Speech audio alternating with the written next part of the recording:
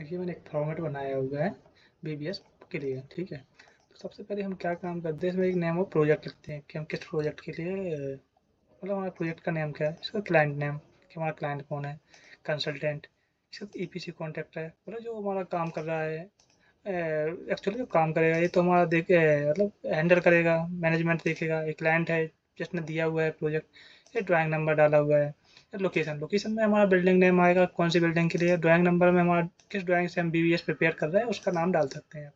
यहाँ पे लिखा हुआ बार वेंडिंग शेड्यूल, तो मैंने ये कैसे किया, यहाँ पे बहुत सारे हमारे रो सेल थे, हमने उसको एक साथ सेलेक्ट किया। जैसे कि सेलेक्ट करने के बाद होम में जाके आप मर्ज एंड सेंटर का ऑप्शन होता है, मर्ज एंड सेंटर कर दोगे तो पूरा मर्ज हो जाएगा। जैसे कि देखिए अभी अलग अलग हो गया है सब। अब मुझे मर्ज करना है तो मैंने इसमें सेलेक्ट किया, इसके बीच में क्लिक करके लेफ्ट मतलब लेफ्ट क्लिक करके इसको स्क्रॉल करेंगे जहाँ तक मैं सेलेक्ट कर दिया, मैंने सेलेक्ट कर लिया यहाँ तक। इसके बाद मर्ज कर देंगे तो मर्ज हो गया ये। अब देखिए सेंटर में कैसे आया, तो ये दोनों हमने सेंटर में रखे हुए हैं। यदि इसको ऊपर वाले में हम क्लिक करेंगे और इसको ऊपर मतलब टॉप में रखना है तो टॉप में चला जाएगा, थोड़ा सा शिफ्ट हो जाएगा। इसको थोड़ा बड़ा करते हैं, देखिए समझ में आएगा आपको। अब ये मिड में है, देखिए इसको हमें टॉप में ले जाना तो इस पर क्लिक करेंगे टॉप में चला जाएगा। लेफ्ट साइड ले जाना, इस पर क्लिक करेंगे लेफ्ट साइड जाएगा। राइट साइड ले जाना, राइट साइड चला जाएगा। इसलिए हमने दोनों मिड में रखा हुआ है क्योंकि मिड में ही होना चाहिए, ठीक है। इसके बाद हम सबसे पहले देखेंगे सीरियल नंबर। सीरियल नंबर मतलब नंबर डाल देगा फर्स्ट, नंबर 1 2 3 करके डालते हैं हम। जितने भी में या जितने कॉलम के लिए कैलकुलेट कर रहे हैं किस कॉलम के लिए, तो नंबर से बढ़ते चले जाते हैं हमारे। इसके बाद हमें लिखा है स्ट्रक्चर डिस्क्रिप्शन। डिस्क्रिप्शन में उसका हम बीम नेम, बी डेप्थ वगैरह एंड कहाँ से कहाँ तक कैलकुलेट कर रहे हैं ग्रेड नंबर डालते हैं। इसके बाद हमारा शेप ऑफ बार, देखिए मैंने शेप बना के रखा हुआ है ये। मैं आपको ये नेक्स्ट वीडियो में बना के कर दूंगा, अगर इसमें बनाऊंगा तो बहुत लंबा हो जाएगा वीडियो। तो शेप ऑफ बार लिखते हैं। इसके बाद number of beam, number of beam लिखेंगे। नंबर ऑफ बीम मतलब कितना नंबर ऑफ बीम के लिए हम कैलकुलेट कर रहे हैं एक बार में। इसका डाई ऑफ बार, 8 mm बार के लिए कैलकुलेट कर रहे हैं, 10 mm बार को यहाँ निकाल रहे हैं एक बार में, ठीक है। इसका हमारा नंबर ऑफ बार्स मतलब कितने नंबर ऑफ बार्स हैं उस मेंबर के अंदर। इसका देखिए हमने 4 बार लिखा है, ABCDE। ये क्यों लिखा हुआ है तो देखिए यहाँ पे, इसको पहले हम थोड़ा स्क्रॉल करने के बाद इसको फिक्स ये हमें ये इतना इसको ऊपर ही रखना चाहिए। तो हम कैसे करते हैं इसको, हमने यहाँ पे एक किसी भी रो पे सेल में कैलकुलेटर वो कर लिया, क्लिक कर लिया जहाँ से मैं, जिसके ऊपर से हमें मान के चलो हमें यहाँ से ऊपर इसको फ्रिज करना है, ये हमारा फिक्स रहे, ऊपर नीचे ना जाए। तो हम यहाँ से व्यू में जाएंगे, यहाँ एक ऑप्शन होता है फ्रिज पेंस, ये हमने यहाँ फ्रिज पेंस पर क्लिक कर दिया। आप देखिए ये ऊपर नीचे नहीं जाएगा, ये फिक्स हो गया। फिक्स करने के बाद हम क्या काम करेंगे, अब देखिए यहाँ पे ये हमने एक रिंग बनाया हुआ है, इसको स्क्रॉल कर लेते हैं। अभी इसको पहले ग्रुप बना लेते हैं, ये पहले से बनाया हुआ है, मैंने बनाया हुआ था। इसको सिलेक्ट कर लेते हैं एक साथ। कैसे सिलेक्ट करेंगे, कंट्रोल शिफ्ट दबाएंगे और इस पर सब पे अलग अलग क्लिक करेंगे। इसको ग्रुप बनाना है, फिर इसके बाद माउस से हम राइट क्लिक करेंगे, फिर ग्रुप का ऑप्शन आएगा, ग्रुप में जाएंगे, फिर ग्रुप। तो देखिए अब एक साथ ये स्क्रॉल होगा, अभी अलग अलग हो रहा था, अब एक साथ हो गया। देखिए क्यों बनाया मैंने, ये 5 कॉलम ही क्यों लिए, दिखा देता हूँ मैं। इसको एक साइड ए मानेंगे, इसको हम, इसको अगर हम बी मान लेते हैं, इसको सी मान लेते हैं, इसको डी, ठीक है। तो 4 तो हमें रिंग के लिए होगा, ABCD। इसका ई वाला हम हुक लेंथ के लिए लेते हैं। मान के चलो हमारा कोई बीम है जिसकी साइज 450 इंटू 900 है, ठीक है। चलो 800 ले लो, 800 है। इसके लिए हम यहाँ पे नंबर ऑफ बीम वन ले लेंगे। डाई ऑफ बार्स, मान के डाई ऑफ बार्स रिंग के लिए कैलकुलेट करें तो 8 mm ले लिया। नंबर ऑफ बार्स कैलकुलेट कैसे करना है वो मैं आगे बताऊंगा, ठीक है। इसमें ले लिया 450 का बीप है, तो पहले रखें 450 माइनस 25 का कवर माइनस कट करेंगे, 25 कट कर दिया, 450 आ गया। इसके बाद नीचे हमारा क्या डेप्थ क्या है, मान के हमने 450 ले लिया, फिर ये वाला डेप्थ लेंगे। डेप्थ कितना है 800 का, तो इक्वल टू 800 माइनस 25 माइनस 25 करेंगे। कोई भी फॉर्मूला में अगर वैल्यू को आपको कैलकुलेट करना है तो पहले इक्वल टू लगाना है, इक्वल टू के बाद ही वैल्यू अपने आप कैलकुलेट होगी। वरना अगर इसको हटा दोगे, आप इक्वल टू नहीं लिखोगे, देखिए वैसे कि वैसे ही लिखा जाएगा जैसा आपने लिखा इक्वल टू। इसको कैलकुलेट करना है जैसे कैलकुलेटर होता है तो इसको इक्वल टू लगाना है, एक्सेल का ये तरीका है, ठीक है। अब इसको ए देखिए बी हो गया। अब सी वाला भी हमारा सेम रहता है, तो हम इसको लिए वह कॉपी कर लेते हैं, कंट्रोल सी किया, कंट्रोल भी कर दिया, पेस्ट हो गया। अब देखिए हमारा डी वाला ए वाला डायमेंशन सेम आ जाएगा, तो हम इसको कॉपी कर लेंगे, कंट्रोल सी, कंट्रोल भी कर दिया। अब हमें लेना है ई। ई हुक लेंथ कितना लेते हैं, वो 9 to 12 डी के रहता है, लेकिन हम यहाँ पे देखिए तो हम यहाँ पे 10 डी ले लेते हैं, ठीक है। तो वन के लिए हम 10 डी लेंगे, तो हम वन के लिए हमें 10 इंटू स्टार, स्टार मल्टीप्लाई के लिए होता है स्टार शिफ्ट के साथ, जो ऊपर लाइन होती है 1 2 3 लिखा होता है, उसमें स्टार बना होता है 8 नंबर पे, उस पर हमने स्टार शिफ्ट के साथ दबाओगे आप 8 को तो स्टार आ जाएगा। इसके बाद इस पर क्लिक कर दिया तो मल्टीप्लाई हो गया। अब हमें निकालना है, फिर स्टार दबाएंगे 2 बैंड के लिए, 2 के लिए, इसके लिए हुक के लिए, इस हुक के लिए, तो हमने 2 से मल्टीप्लाई कर दिया, ये कैलकुलेट हो गया। देखिए हो गया। इसके बाद नंबर टोटल कैलकुलेट क्या किया, हमें टोटल लेंथ निकालना है, तो इक्वल टू हमने दबा के क्या काम करेंगे, सबसे पहले दिस प्लस लगाएंगे, इसके बाद दिस, फिर प्लस लगाएंगे, जिसको हमें प्लस करना है उस पर क्लिक करते चले जाएंगे, लेफ्ट क्लिक, थर्ड प्लस। देखिए इस पे यहाँ पे इसको क्लिक करना है, पर ये फॉर्मूला यहाँ से चल रहा है इसलिए नहीं दिख रहा, तो हम देख लेते हैं कौन सा है। जी नंबर है, जी नंबर है, और कौन से नंबर रो है, जे है, कॉलम रो कौन सा है हमारा, ये 16 नंबर है रो, तो हम जे 16 डाल देते हैं। इसके बाद देखिए अभी हमारा ये हो गया, अभी हमें ई भी चाहिए, तो हम फिर लिखाएंगे शिफ्ट प्लस जे, कौन सा है कॉलम हमारा, कौन सा था ये, जे नहीं है, हाँ सॉरी, जे के बाद क्या आएगा हमारा, के आएगा, तो हम लिखेंगे कॉलम कौन सा है, के, ठीक है, और रो हमारा कौन सा है, 16, तो हमारा रो 16, इंटर कर दिया। देखिए टोटल हो गया, इक्वल टू लगा के ही फॉर्मूला लिखना है, तो हमें टोटल करके शिफ्ट दबा के जहाँ बराबर का निशान रहता है ऊपर वाले लाइन उस प्लस शिफ्ट के साथ दबाओगे तो प्लस आ जाएगा। अब है यहाँ पे नंबर ऑफ बैंड्स, तो नंबर ऑफ बैंड्स मैंने एक फॉर्मूला बनाया हुआ, करेक्शन फैक्टर 2D का फैक्टर से बनाया हुआ है। मान के चलो 2D मतलब 90 45 डिग्री के लिए आप कितना लेते हैं, अब देख देता हूँ। 45 डिग्री के लिए अगर 45 डिग्री है तो उसके लिए हम लेंगे 1D। डी क्या होता है हमारा, तो 1D लेते हैं, ठीक है ना। तो डी क्या है यहाँ पे हमारा, d equal to dia of bar है, डाया ऑफ बार, ठीक है, डाया ऑफ बार, ठीक है हमारा डाया ऑफ। 45 डिग्री एंगल के लिए 1D लेते हैं, तो हम 90 डिग्री एंगल के लिए कितना लेंगे, 90 डिग्री एंगल के लिए, 90 डिग्री एंगल के लिए लेते हैं हम 2D, ठीक है ना। 90 डिग्री एंगल के लिए 2D लेते हैं, और एक और इसके बाद और जो हमारा 130 होता है, जो हमारा 135, सॉरी डिलीट हो गया मुझे लगता है वो, ठीक है, कंट्रोल जेड कर लेते हैं, अल्ट एंटर, अल्ट एंटर, इस पर करते हैं, ठीक है ना। अल्ट एंटर दबाओगे तो एक ही लाइन अगर लिखना होता है तो इस तरीके से अल्ट के साथ एंटर दबाओगे तो लिख सकते हैं। 135 के लिए 3D लेते हैं, ठीक है। अब मैंने जो बनाया हुआ है इसको थोड़ा बड़ा कर लेते हैं, देखिए जैसे देखिए 45 डिग्री के लिए 1D, 90 डिग्री के लिए 2D, 135 के लिए 3D। मैंने जो करेक्शन लगा के रखा है फैक्टर का वो लिखा है number of bands. Number of bands कितना है, तो एक पहला एक 90 डिग्री का बैंड है, सेकंड 90 डिग्री का, थर्ड 90 डिग्री का। ये 90 डिग्री रहता है, बट इसको थोड़ा सा जब साइड पे रिंग बनता है तो इस तरीके से ही आता है उसका शेप यहाँ पे, लेकिन 90 डिग्री एंगल ही लेना है हमें, ठीक है ना। अब जो इस तरफ से बार आ रहा है वो इसको 135 डिग्री पे बेंड करते हैं, इस टाइप से 135 के लिए। तो 90 डिग्री के लिए हमें क्या लिखना है, 2D के फैक्टर से लगाया है। यहाँ पे देखिए हमने क्या लिखा, ये लिखा है E16, E16 मतलब दिस, मान लो चलो इसमें ई देखिए हमारा कॉलम कौन सा है, E16 और 10 रो, तो E16 हो गया, तो हमने लिखा 2 लगा दिया हमने पहले से, E16 इंटू M16, E16 मतलब हमारा M16 कौन सा ए है, और 10 और 10 मतलब इसको और इसको हमने मल्टीप्लाई किया है यहाँ पे।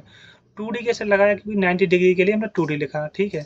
तो हमारा कितना हो जाएगा 1 2 3, 90 डिग्री के लिए हम एक बैंड मान रहे हैं यहाँ पे, ठीक है।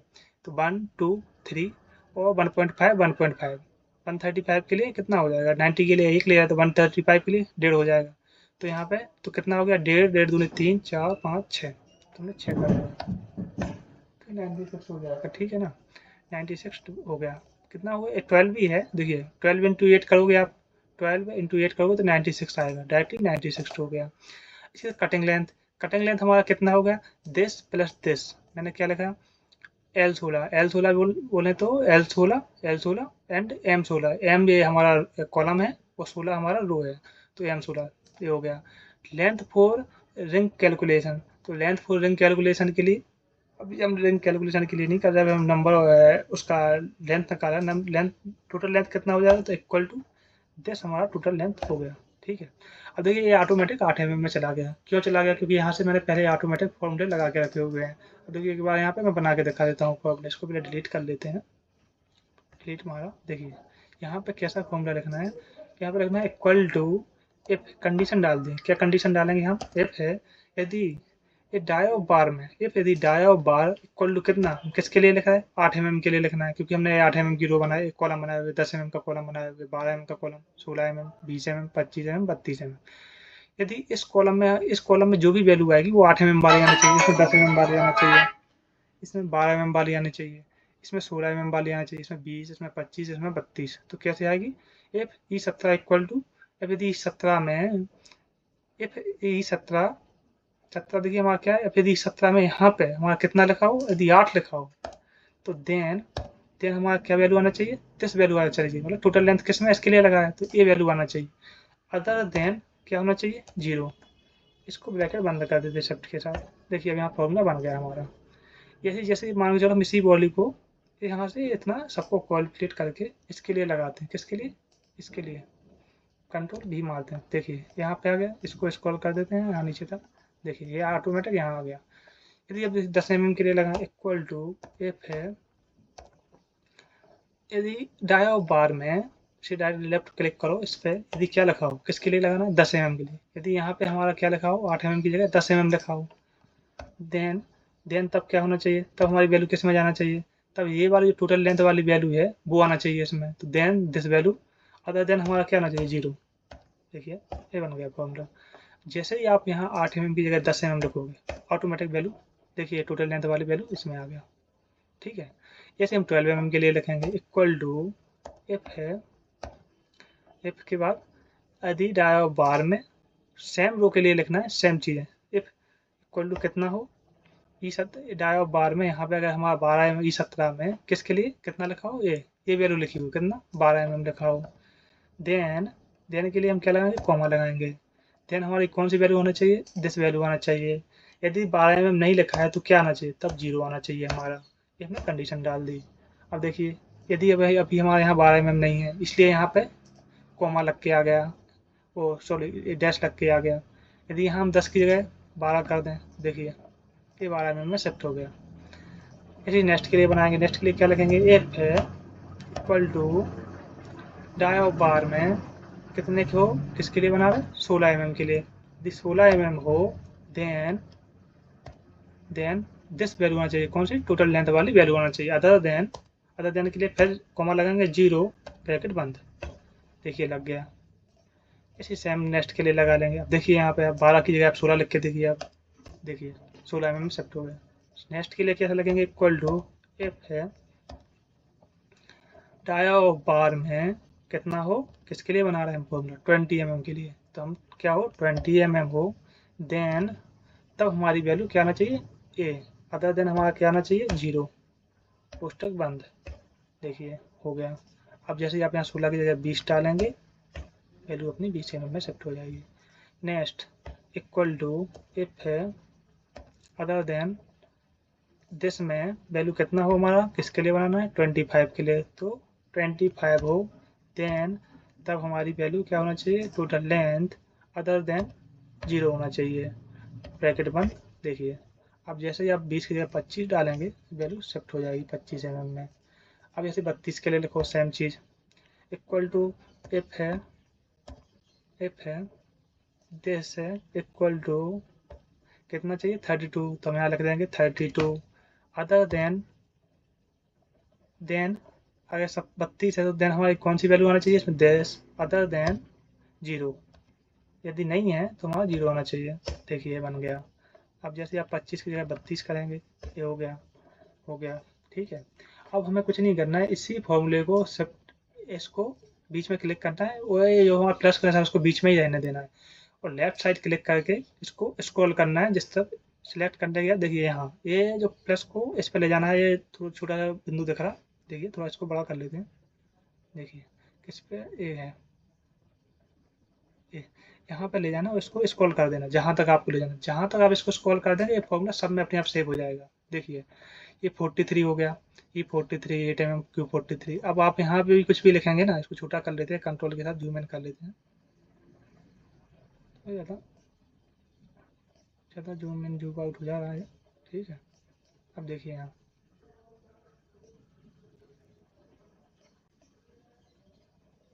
ठीक है ये कर लिया हमने। ठीक है, अब देखिए यहाँ जैसे ही आप कहीं भी ये वैल्यू डालेंगे यहाँ से कॉपी करो। अब जहाँ भी ये वैल्यू को रखेंगे ये अपने आप हो जाएगा। इसको भी स्क्रॉल डाउन कर देते हैं। ठीक है, देखिए 32 mm का आ गया। आप 8 mm की जगह 12 mm डालो, 12 mm में वैल्यू शिफ्ट हो जाएगा। अब 16 डाल दो, यहाँ पे 16 डाल दो। जो आपने फॉर्मूले यहाँ बनाए हुए हैं इसको यहाँ पे एक बार आप लिख लोगे फर्स्ट रो में, कुछ नहीं करना, इसी को यहाँ से सिलेक्ट करके स्क्रॉल डाउन कर दो, ये सब जगह लग जाएंगे अपने आप। बस ये नंबर ऑफ बैंड्स का है, इसको डिलीट कर देना, ऐसे इसको सेलेक्ट करके डिलीट कर दो, हो गया। अब जहाँ जहाँ आपके बैंड जितने आ रहे हैं उसको उसके हिसाब से 6 आ रहे हैं, जहाँ 6 तो 6 डाल दो। यदि अब देखिए यहाँ पे मैंने बनाया तो एक बंडी बंडी तो 2 ही बैंड आया, यहाँ पे सिर्फ 2 लिख दो। ठीक है, ये 90 डिग्री के हिसाब से बनाया हुआ है, 90 डिग्री पर बंडी के हिसाब से लिया, लेकिन 32 mm ही माइनस हो जाएगा, ये फॉर्मेट बना हुआ है ऐसा। ठीक है, अब जैसे ही मैं 8 mm की जगह 10 mm लिखूंगा, 10 mm में शिफ्ट हो जाएगा। ठीक है, ये हो गया। ठीक है, यदि वीडियो अच्छा लगा हो तो चैनल को सब्सक्राइब एंड लाइक कर दीजिए। एंड सेकंड वीडियो में आपको मैं कैसे कैलकुलेट करते हैं कैलकुलेट करना सिखा दूंगा, एंड शेप ऑफ बार कैसे बनाते हैं उसके लिए भी सिखा दूंगा। Thank you.